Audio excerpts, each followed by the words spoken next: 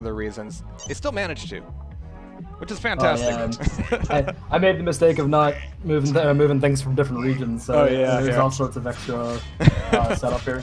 Yeah.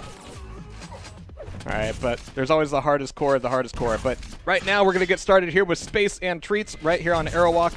We'll be following Space out of the gate, getting a very quick first frag as he's fully stacked up both on Red Armor and on Mega. And just like the last one, I'm going to be looking out, especially because this is a Beginner's Cup, for who's able to maintain a better control position. But Treatz is talking about some lag, and indeed it looks like he's 999ing quite a bit. Well, it's gone away for the moment. Hopefully it isn't a chronic thing. Alright, so 2 up on nil. Space is taking a bit of damage here. But he's actually maintaining his control of this teleporter pretty well. Making sure that he can duck back over to here to the Red Armor at will. Make sure Treatz that can't get a freebie over the top. And as Space drops down, he's going to be seeing Treatz back over on the red. And he's going to get a nice frag off of the exit. 4 up on nil now. And that's going to be a lucky spawn, but unlucky timing for Treatz, as there's no Red Armor for him to take. So not quite so lucky after all. Nice rails coming out of Treatz, and that really ends up being one of the big things that can help out if your opponent is just this unbreakable wall on Aerowalk. A few rails will take him down pretty quick. But Space is going to be at 47 health. Treatz is giving a little bit of chase. It's going to be really early to try to take away that Red Armor after chasing Space out. Doesn't really have the time to justify staying there, so he's able to do a little bit of damage, but he unfortunately has to leave. Green's going to be up, yellow's going to be up, and that's really all Treatz can expect to get in this cycle. But Space is coming in for the aggression. Is that really going to be worthwhile? Was it worth that rocket? Well, Space still has plenty of health. It might just well be. Yikes. As Space kind of reorients himself on the red. Doing just fine there.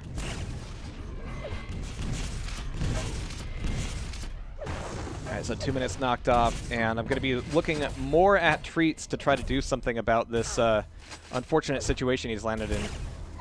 He's already been railed down. One more rail or rocket will do it. Even a hug rocket like that, well, he did a little bit of damage against Space. Got him down under 100 health. Still got plenty of armor, and almost enough to control away yellow armor. Oh, nice rocks coming out of Treatz, kind of punishing Space for being as kind of arrogant as he was on that yellow armor. Just like, yeah, I know you're there. I'm just going to hurt myself because I'm not expecting you to do it fast enough for me to take away that yellow.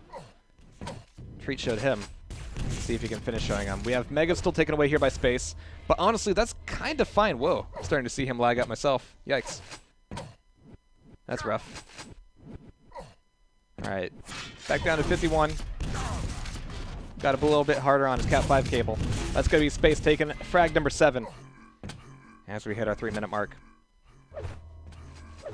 And yeah, good audio cues there, making sure that he's going to be able to catch him as he tries to make that jump for the Red Armor, saying, nope, that's mine. And he's done enough damage that Treatz really can't punish him for going for the red either. So at this point, yeah, if Treatz can get a rail and start doing some hits there, and start looking for those points where Space is going for the red, because he does end up spending a lot of time up there. Well, actually, he's going to be down at the bottom of the stairs right now, but is that something Treatz can really expect to get anything out of? Well, he's able to get away. Oh, if he... he actually did get, like, the slip on Space, but I don't know what happened with his jump. He didn't get on that Mega anywhere near as quickly as he should have. That would have been nice. It was a good juke. He could have actually jumped clear across the atrium and gotten the Mega and been out of there before Space knew it was up. No such luck. Still 7 on nil, but these are 2 solid donks, and it might be followed up by a frag here from Space. Yikes. Those hits. Oh, jeez.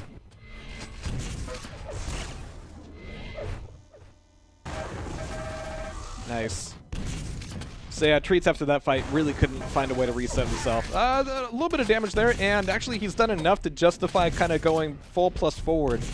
He's just got a couple seconds where that's worth anything at all, but he kind of disappeared. It is interesting that, if I'm allowed to talk about Quake Live during a CPMA stream, that Quake Live's weapon balance made it so that defensive gameplay was really encouraged. And we saw maps like like House of Decay kind of fall out of favor, because it used to be on House of Decay, you would eat a frag or 2 or 3 or 4, but you would eventually kind of, by attrition, do more damage than they had enough time to heal up on and just kind of start to take control. And that would kind of be the pace of the game. It was always like, okay, I lost the fight, but I did a good chunk of damage. I'm just going to grab a rocket launcher as quickly as possible out of the spawn and, you know, go aggressive, which is fine. And it's a little bit strange that Quake Live kind of shied away from that, but that's still certainly doable here in CPM. And that's something that Treatz kind of needs to get tuned into. Now, he finally put himself on the board here, 1 on 12. There's only 4.5 minutes left on the clock. I'm not sure he has enough time to put together 11 frags. Not at the pace he's been going out anyway.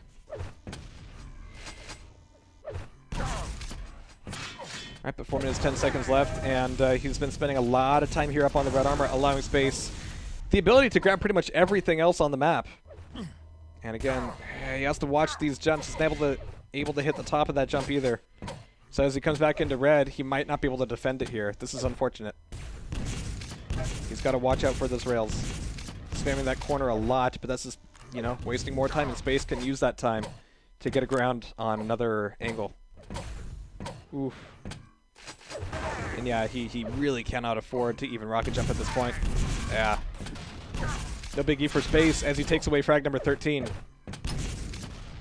Treatz knew what he wanted after getting that frag and getting, you know, somewhat control on the armor, but he didn't have a good way to get onto it. It's a tricky thing where you need to be doing enough damage to your opponent to make sure that they're not, you know, feeling like it's completely at their leisure being able to set up traps for you. I'm going to hurt you, you're going to go get a 25 or 2 at the other end of the map, and I'm going to go take everything else. That's the ideal. And it's an ideal that Treatz didn't quite find himself fitting into. But it's going to be a bit of a fight here on the Mega Health. A fight that Space will be taking, but only just barely 2 health for him. And once again, I really want to see Treatz just come around a corner and just barrel into Space and take that frag back. It's his by all rights. He can kind of even things up here, at least in terms of momentum. But no, it looks like Space has been able to backpedal through a couple 25s as well as a yellow armor.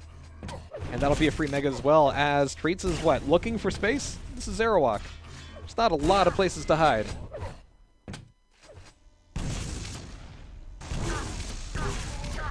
Oof. It's going to be a hug fight, but it's the one that he finishes off with a rail. Wow.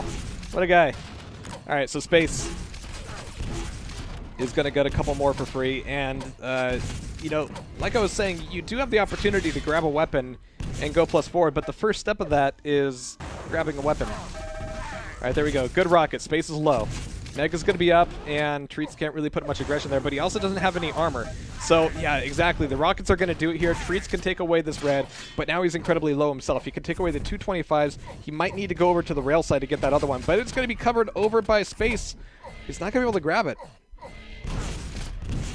Oh, nice. So he needed a moment to breathe after moving through the railgun teleporter to go, all right, this is where he's going to be. This is the area he's going to be in, and I need to be able to kind of take those corners.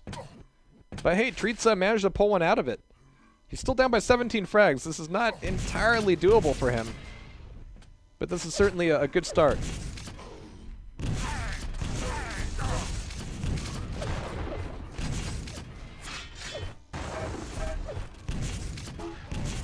Yeah, regarding the rail conversation going on in chat, this year's QuakeCon had some of the best Quake Live finals I've ever seen, but it did cause some conversation about the weapon balance of, well, I mean, you put it in the context of, like, Evil and Rafa, but on Elder, they just weren't fragging each other for such a long time. And I might have told somebody, some bald guy, that 100 damage rail was superior for just this reason. And I play Quake 2, so I have a little bit of perspective on that. With everything else that's different between CPM, Quake 3, and Quake 2, the rail is definitely one of the more impactful ones, I think. But anyway, 30 seconds left, and by a factor of 10, Treatz is going to be losing out this first map Aerowalk to Space. But hey, we saw a big turnaround in the first round. We might see the same thing here, but this is a much wider margin. And while Treatz had a lot of the right ideas, and in fact, able to get a lot of hits when the opportunity was there. Whenever Space wanted to go hidden, it seemed like he was able to. See what happens in the next map. But there we have it, 24-3.